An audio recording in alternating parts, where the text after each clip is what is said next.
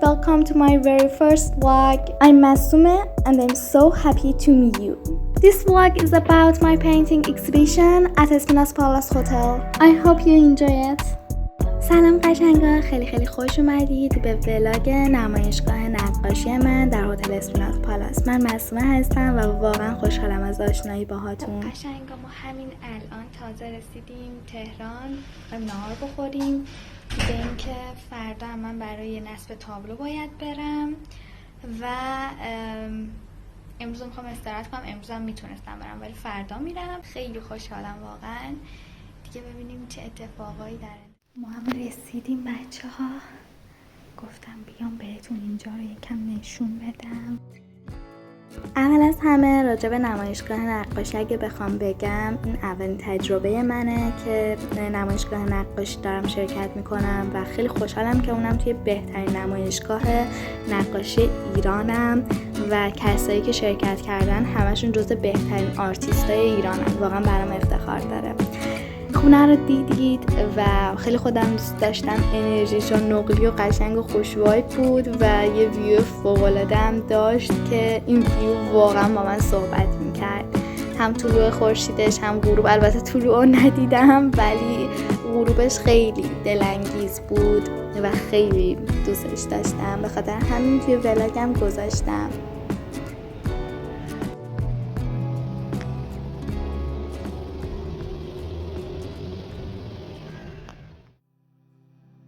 خب برای روز اول که روز نصب آثار بود، من تصمیم گرفتم یه مانتو ساده بپوشم. بین این دوتا موندم که در آخر کرم رو انتخاب کردم که ساده تر بود. یکی از قشنگترین ویوها برام این بود که موقع رفتن به نمایشگاه برج میلاد رو میدیدم و موقع برگشت برج آزادی. اینجا هم هتل اسپیناس رو دیدم و داشتم از ذوق قش می‌کردم. خوشحال بودم.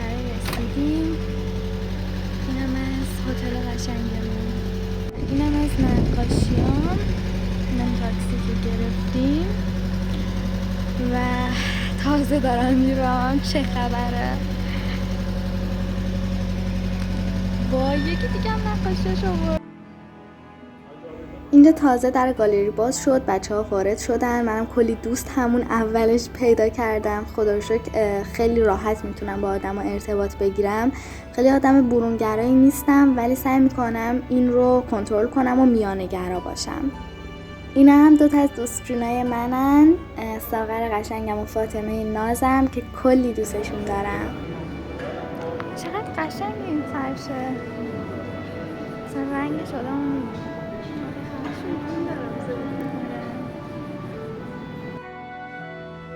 این نقاشی دوچرخه هم برای دوست عزیزم ساغره که خیلی وایب سلبریتی پسند به من میداد. و اینکه رفتیم سراغ نصب آثار رو به صورت کالکشن کنار هم دیگه چیدیم. البته هنوز تو این قسمت نچیده بودیم. و بعد از اینکه آثار رو کنار هم چیدیم رفتیم سراغ اینکه خب دقیق اندازه بگیریم فاصله بین تابلوها و بعد شروع به نصب تابلوها کردیم که اینجا تابلوها نصب شده بودن، تابلوهای سیاه قلم. و بعد از اینکه یک سمت دیوار کلا تابلوها رو نصب کردیم رفتیم سراغ اینکه استراحت کنیم. اطراف سعادت آباد یه رستوران خوب بود، قیمتش مناسب بود و من واقعا راضی بودم از این غذاش. و بعدم دوباره برگشتیم به گالری. خدا رو شکر هوا هم خوب بود و یه جوری بود که مثلا بشه پیاده بری و بیای. البته فاصله بین رستوران و گالری خیلی زیاد نبود، حتی 10 دقیقه هم نبود. و بعد از اینکه رسیدیم گالری رفتیم برای نصب مشخصات که حتی منم یه سریاشو با خط خودم نوشتم انقدر که استاد دوست داشت. خلاص از بچگی یکی از کارهایی که خیلی دوستش داشتم و رفتم سراغش یاد گرفتم همین یادگیری خط نستعلیق بود. چون دوست جون منه.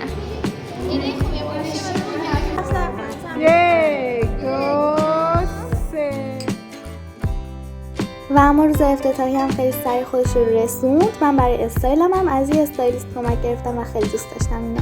404 گالری هتل اسپیناس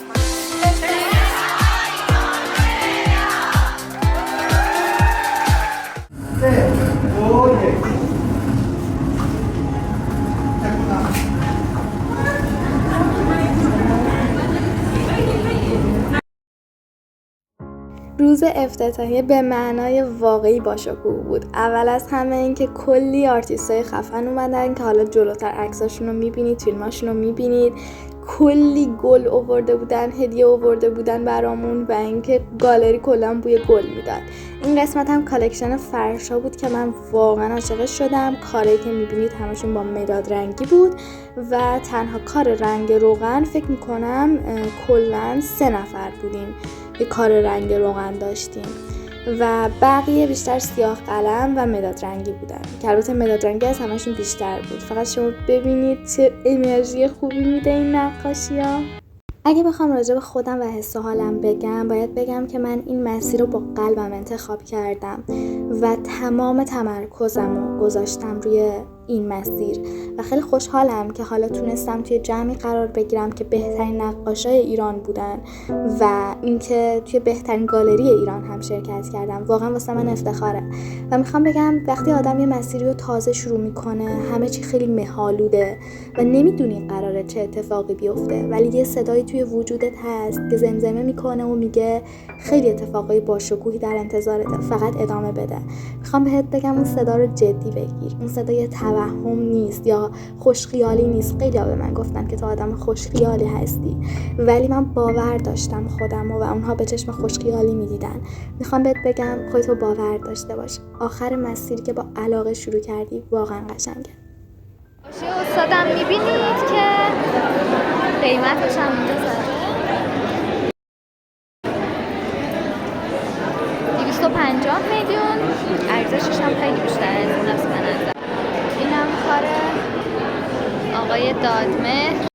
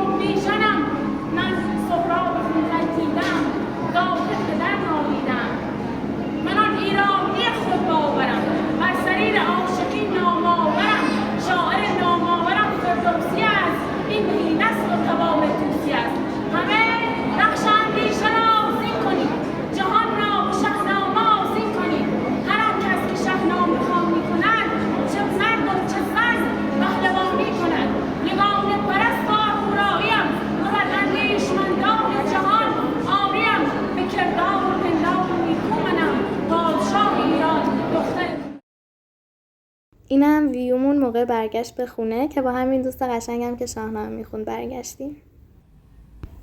میکاپ هم که کلن یکی بود. برای روز دومم این روز اول میکاپ کردم و روز قبلش و اینکه لباسم برای روز دوم یک کت دامن کرم بود که خودم خیلی دوستش داشتم. یه استایل پرنسسی هم شده بود. روز سوم هم دوباره همین استایل رو انتخاب کردم. انقدر دوستش داشتم دیگه نتونستم ازش دل بکنم. موهام که بافتم، چون موهای من خیلی بلنده و تقریبا تا کنار زانومه، خیلی تو دست و پام میشه اگه بخوام بازش بذارم. یه چیز دیگه که خیلی زیاد دوستش داشتم راجع به نمایشگاه نقاشیمون این بود که همه کسایی که شرکت کرده بودن آدمای خاکی بودن. یعنی حداقل اونایی که من باهاشون دوست شدم واقعا آدمای متواضعی بودن و خیلی خیلی آدمای مهربون و دوست داشتنی بودن. خیلی جمع صمیمی و گرمی بود. همه داشتن به همدیگه کمک می‌کردن، با همدیگه تولید محتوا می‌کردن، پشت هم بودیم. من عاشق اینجور جمعم و خدا رو شکر نمایشگاه هم همچین فضایی بود. سلام از هتل اسپیناس پالاس. امروز روز یادم رفت دوم نمایشگاهمونه.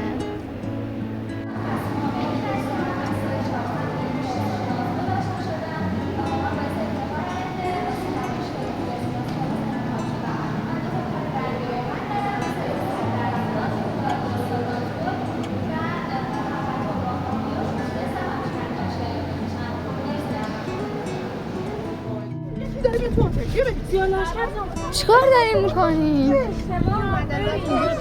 بیا ما رو داریم یعنی آبرومون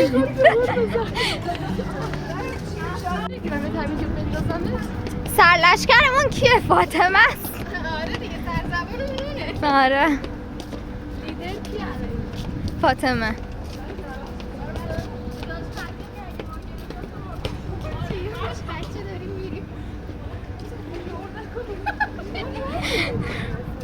بچه مسخرمون میکنه. مثل این بچه کوچیکو داریم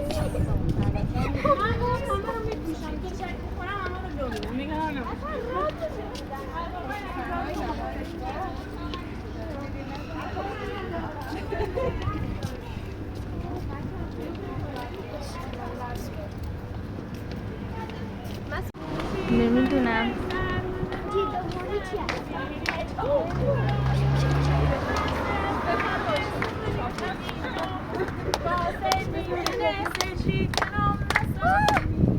کل بکش. شبیه بسته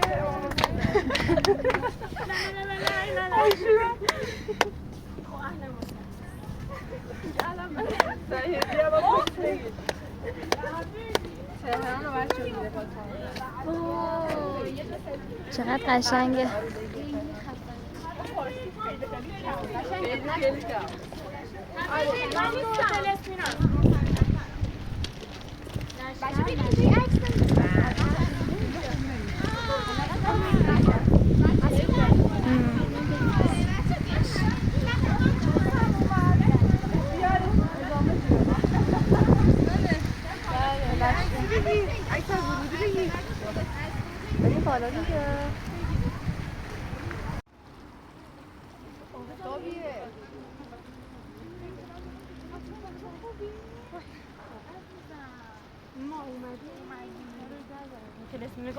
اینم از زیبایی تهران و هتل اسپیناس پالاس. ما رفتیم هتل که یه سری پیگیری‌ها رو انجام بدیم و اینکه پدرم هم خیلی لطف کردند، همسر استاد بچه‌ها با هم دیگه یه سری پیگیری‌ها رو انجام دادیم که به نمایشگاهمون کلی کمک کرد. اتفاقی توی هتل که داشتیم قدم می‌زدیم با یه فرد عرب صحبت کردیم که معاون سفیر عربستان بودن و دعوتشون کردیم نمایشگاه نقاشیمون که با سفیر تشریف بیارن و خیلی خوشحالم شدن. خیلی هم آدمای خوبی بودن. از دوست قشنگم من با تمام قلبم ممنونم و همینجا بگم که من به معنای واقعی عاشق این دختر شدم و روز اولی که باهاش آشنا شدم فکر نمی‌کردم تا این حد با هم دیگه صمیمی بشیم و همینجا میگم فاطمه ما هم بی‌نهایت دوست دارم و میبوسمت و مرسی کلی کمکمون کردی توی بحث مترجمی و صحبت‌هایی که حالا پیش اومد.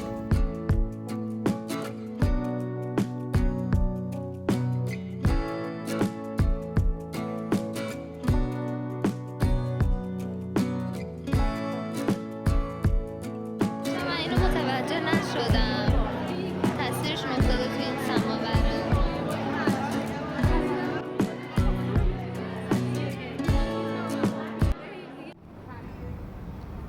سر وسط نمایشگاه که باز می‌کردیم یه 5-6 تا پله می‌خورد و میومدیم همچین مکان رویایی که تهران معلوم بود، یه زمین بازگم بود، ویو طبیعت بود، واقعا رویایی بود. هر وقت نیاز داشتیم استراحت بکنیم میومدیم این قسمت، دور هم با بچه‌ها صحبت می‌کردیم، قدم می‌زدیم و کلی انرژی خوب می‌گرفتیم.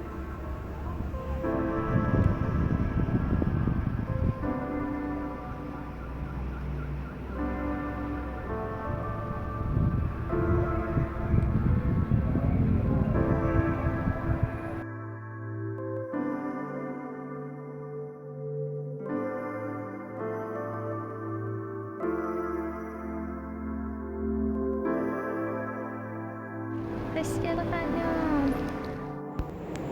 روز آخر نمایشگاه هم فرا رسید و ما این بار رفتیم با مترو سمت امامزاده صالح، میوه فروشیاش خود امامزاده صالح، و بعدش که فضا رو گشتیم و اینا رفتیم دیگه سمت نمایشگاه. خیلی فضا انرژی مثبت خاصی داشت.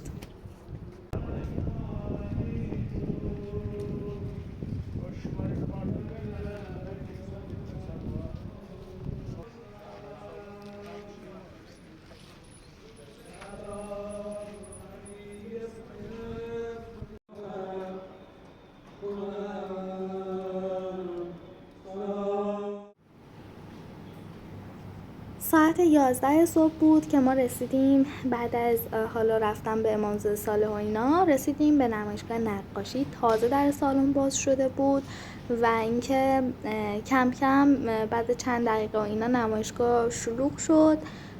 افراد اومدن بازدید کردن، کارا رو خیلی دوست داشتن. نقاشی ها به فروش رفتن، یه تعدادیشون. یکی از نقاشی ها رفت عراق، اگه اشتباه نکنم 2 تاشون رفت عراق، و اینکه افراد مختلف خریدن به قیمت‌های مختلف. حالا قیمت‌ها فکر می‌کنم قیمتایی که خریده شده بود اگه اشتباه نکنم از 7 میلیون یا 5 میلیون شروع می‌شد و اگه اشتباه نکنم دقیقا نمیدونم چه تعدادی فروش رفت، حالا نگم بهتره باز.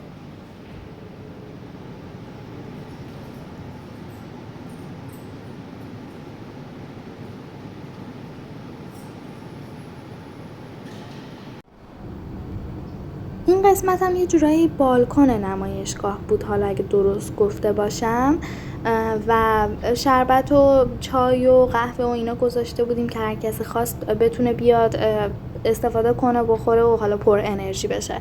مجسمه‌های خیلی کیوتی داشت که من ازشون فیلم گرفتم و بعد بچه‌ها اومدن کم کم آهنگ خوندن، نواختن و کلی با هنرشون دلبری کردن.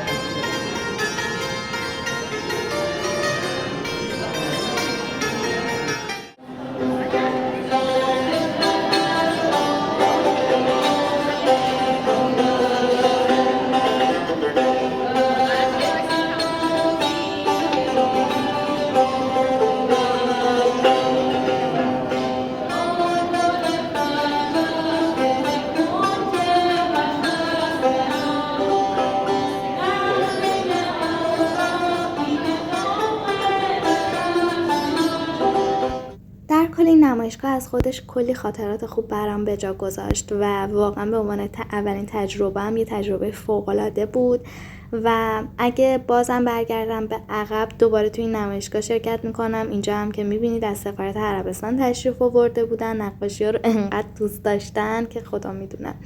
بعد دیگه اینکه کلی اتفاقای خوب دیگه رخ داد برامون که انشالله دوباره از اتفاقای خوب بعدی براتون ولاگ میگیرم. اینجا هم که داشتیم مدرک ها رو میگرفتیم، مدرک بین المللی از نمایشگاه بین المللی و دیگه میتونم بگم جزو بهترین اتفاقاییه که واسه هر هنرمندی میتونه رخ بده. البته که این تازه شروع مسیر منه و خواسته های من خیلی خیلی بزرگتر هست. خیلی خوشحالم. مرسی ازتون که با من همراه بودین تو این ولاگ زیبا و دوست داشتنی. تا ولاگ بعدی، فعلا.